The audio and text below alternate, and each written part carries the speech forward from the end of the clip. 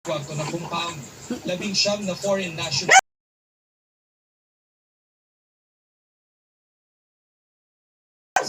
ang isang dating pulis na si Arnel Balagtas na tumatayo raw security officer ni Go.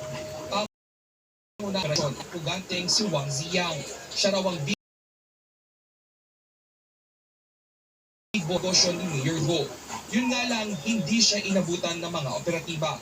Pero nadiskubre ang ilang punit na immigration documents na at Zhang Guijin. Sila ang mga pinangalanan ng Corporation o Baofu Land Development ni Mayor Go. Dagdag pa ng PAOK ang dalawang individual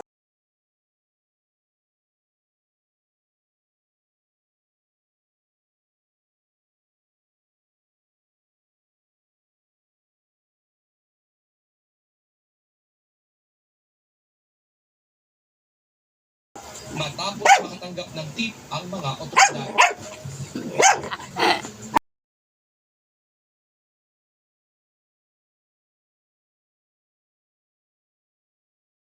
Leisure Park at tanging yung mga nakikita lang natin nakakapasok ay yung mga naka-check-in o yung fee doon sa loob at maging yung mga tauhan ng Clark Development Corporation